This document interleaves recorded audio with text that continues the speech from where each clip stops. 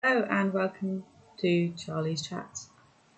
So, I was having a quick think about what to talk about, and I thought I'm just going to talk about me, but I'm just going to talk about kind of things that I've experienced leading up until a diagnosis and how the diagnosis affected me.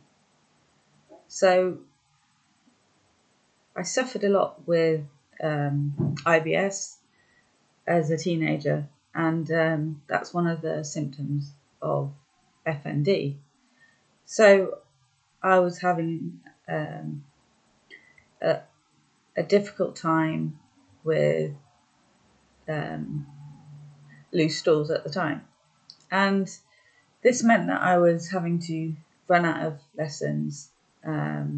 I remember once at university running out of an exam and just legging it, and I just felt then I couldn't go back into the exam room, so I just left all my stuff there.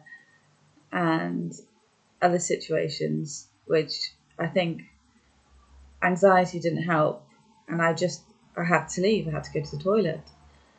And as I've gotten older, that has changed. That's changed now to the other way, where I cannot go for several weeks despite taking stool softeners or prescribed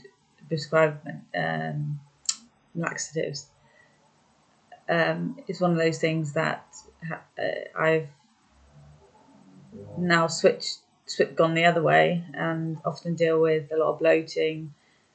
Some people think that I'm pregnant. I look pregnant. I feel pregnant, and I just can't get rid of that bloated stomach, no matter what I eat. So it's always something that's been a bit uncomfortable for me. And I've seen the bladder and bowel team, and I do suffer from bladder spasms, and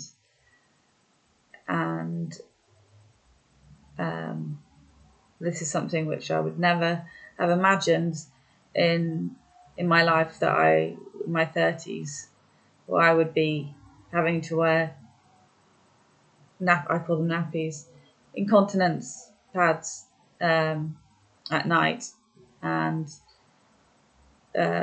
during the day if I go for a nap.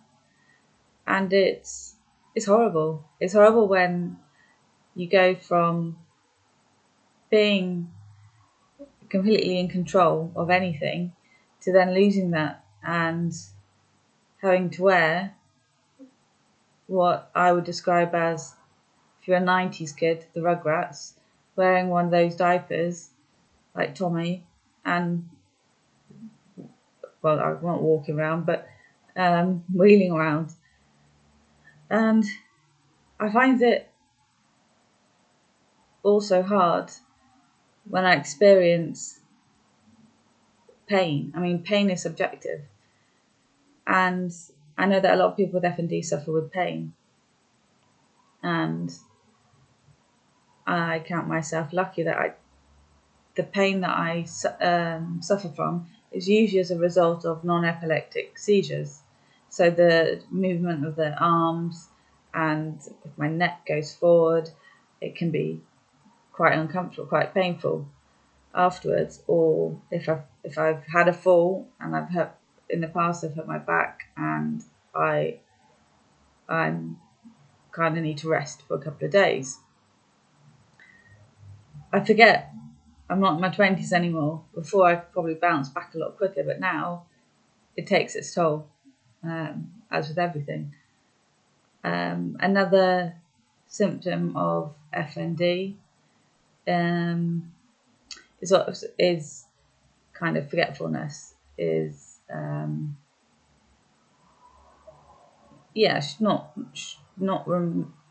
having that long-term memory, not being able to recall events that have happened or remember, say, where you put something.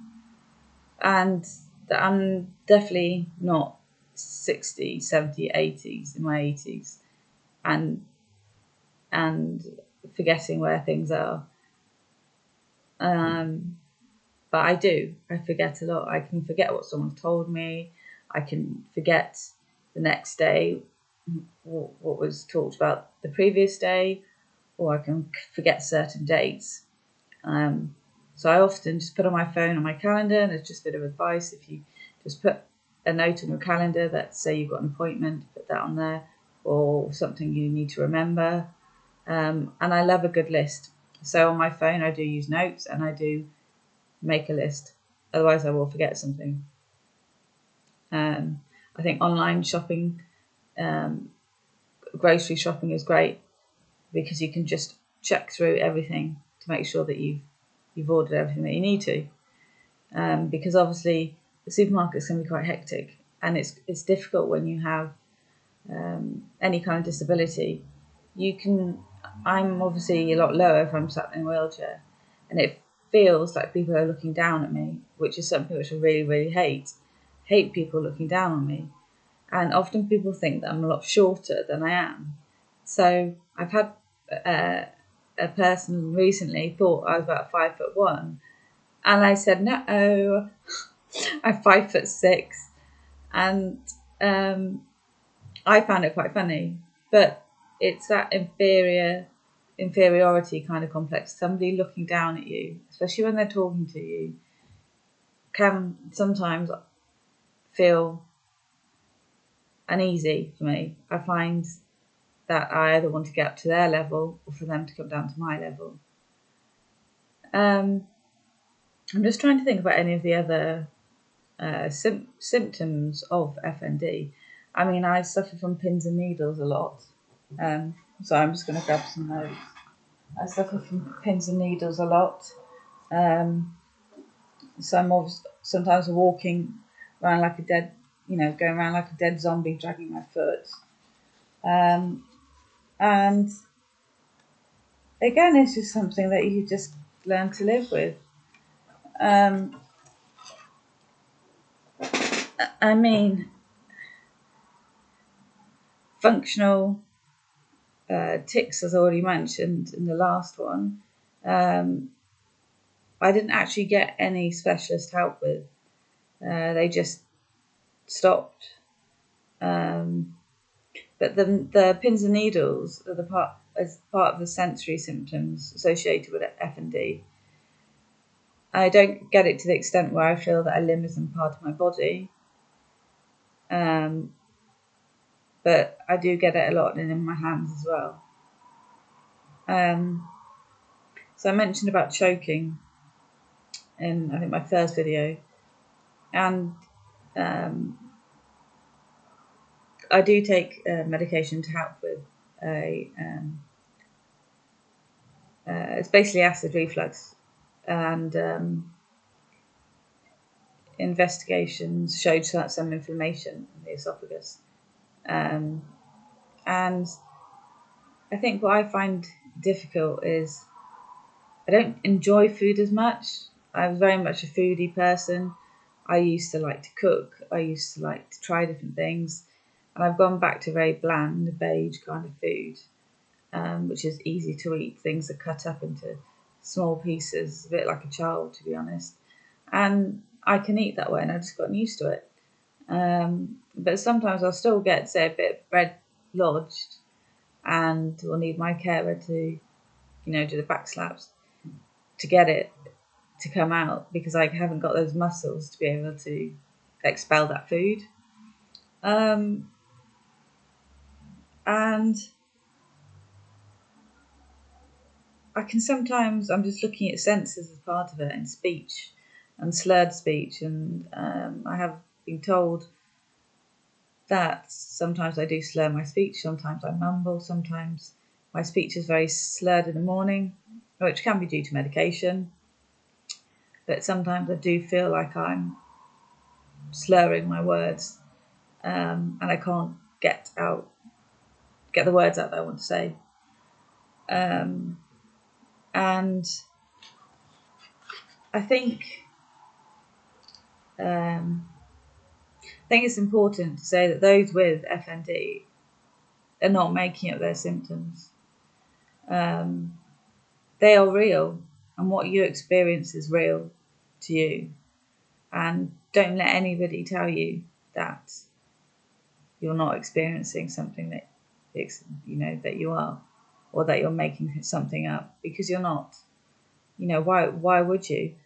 And why would you want to experience all of these different things? Going back to pain, chronic pain, people can suffer mild to chronic, and it can affect their physical and mental health, which isn't surprising, because neck pain can ease with medication, but it doesn't take away the inability to get out of bed or to exert yourself when you know that pain, that big pain. I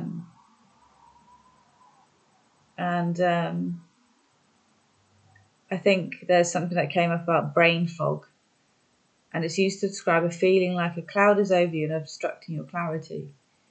And characterizations include forgetfulness, confusion, which I've already mentioned, depression, fatigue, difficulty thinking, as well as poor concentration. And this brain fog is real. I definitely experience that every day. My concentration isn't the best. I tend to go from one thing to another, or I just find that I can, say, be watching something on the TV, and if somebody were to say, well, what was that about? I wouldn't have a clue. I wouldn't be able to tell you.